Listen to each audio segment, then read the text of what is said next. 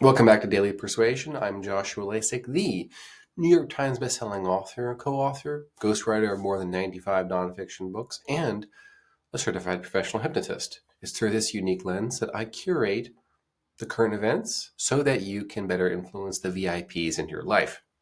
I like to look at my user-generated content for ideas for these episodes, and a new one popped in. This is a comment I received in response to the video, Why Liberal Women Want Abortion Rights. Now, as you might remember, that video is particularly about the underlying eugenics of the abortion conversation, whereas this is a biological issue masquerading as a political difference. When a liberal woman says that she wants abortion rights, using Bandler and Grindler's NLP process, surface structure versus deep structure, we can find what's missing from that thought or the implication or the context. We know that almost 99% of abortions are done for no reason whatsoever, just that she doesn't want the baby. People will say, oh, rape and incest. Yeah, those are 0.0 percentages that abortions occur. And even most religious conservatives will say, yeah, and also execute the perp. I don't think liberals will go that far. But generally, conservatives are very much pro-justice in that regard. I think at this also when liberals began weaponizing the story of the 11-year-old who apparently committed suicide after allegedly being bullied for her parents being, or her mother specifically being Latina, and she herself being Latina. And the story, which it's not yet verified if it's in fact correct, but the story was that boys at school were bullying her and claiming that because her mother was Hispanic, she was going to be deported by ICE because Trump is president. Ha ha ha. And when conservatives hear that story, it surprises liberals how they react. Conservatives' first response is, of course, that it was the school's fault. It's the mother's fault, obviously. And it's the bully's fault. And so they should be arrested. If this is all true, they should be tried as adults and convicted for their role in her death. And liberals are usually surprised by that because they were hoping that they could use the emotional terrorism as forced empathy to make an argument for protecting and increasing illegal immigration. And that doesn't work anymore. So they don't know what to do. We find a similar experience when we point out that when a liberal woman says that she wants the right to an abortion, the deep structure of what she has just said is, I want the optionality to abort my liberal boyfriends or liberal husbands, because that's who I'm having sex with, their baby, because they are genetically inferior. We know that to be the case when we make this example of, let's say you have a consensual relationship with, pick your favorite male celebrity. Are you going to abort Brad Pitt's baby? Absolutely not. We got people lining up to get impregnated by the rich, the powerful, and the beautiful. Haven't you heard about Elon Musk and Ashley St. Clair? Apparently, Ashley had been plotting and planning that pregnancy for 2 to 3 years, approximately, according to some leaked screenshots we've just seen recently. Liberal women don't abort successful men's babies.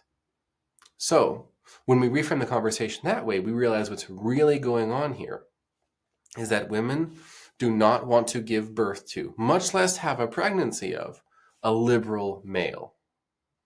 Now, the reason is likely due to the fact that they're liberal male means that there very well could be something wrong with them genetically that has made them predisposed to that. Because we know when a man is physically, hormonally, healthy, successful, etc., attractive, the more of those things he is, the more conservative he is in his viewpoints. The lower testosterone you are, the more liberal you are as a male. The higher your testosterone, the more conservative you are. And it's the higher testosterone that's associated with success, confidence, ability to protect and take care of people, etc. So the irony is liberal women have no access to the conservative men that they would have the babies of. They only have access to men that they would never want to have babies of, generally speaking. So that's why it's so important for them to have abortion rights. They're screaming to the public, don't make me have my liberal boyfriend's baby. He sucks. That's really what they're saying. Now, there is a superior frame that was suggested in the reply, a fellow named @Gibbert13.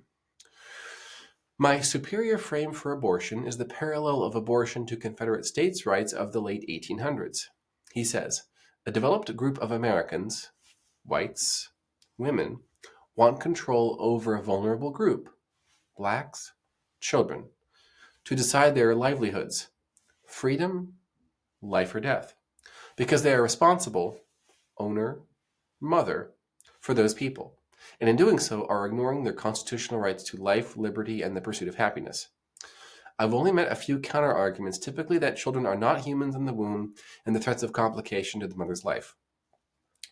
The vast majority of religious conservatives will accept abortion for a number of reasons, but I just don't want the baby is not one of them. The children aren't really human. Preborn babies aren't really babies. They're just a fetus, right? That sort of clinical language dehumanizes the human being that is alive at the moment of conception. And the science is settled, to use a left-wing phrase, on the matter, so that doesn't work anymore. I'll read the sentence to you one more time without the interruption, the parenthetical interruptions. A developed group of Americans want control over a vulnerable group to decide their livelihoods because they are responsible for those people, and in doing so are ignoring their constitutional rights to life, liberty, and the pursuit of happiness. The best way to argue is to see if you can get the other person to agree with you on any fundamental, and then keep focusing on the agreements. This is powerful pacing. Try to get at least three yeses. Like, can you agree that that's what's happening?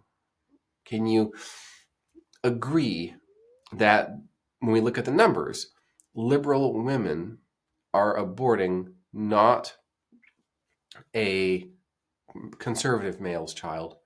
It's a liberal or a libertarian or just totally unknown, but it's not a conservative, it's not Republican. And then in order to find that agreement, you'll have to go through but there was this one famous example of this one conservative elected official this one time, right? And then you can acknowledge that we need to think of exceptions to prove the rule?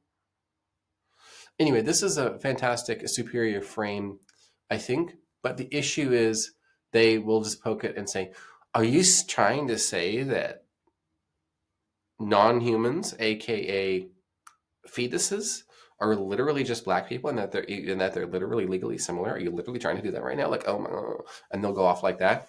So go person to person when you play these persuasion games. See how it feels. I think you'll be successful.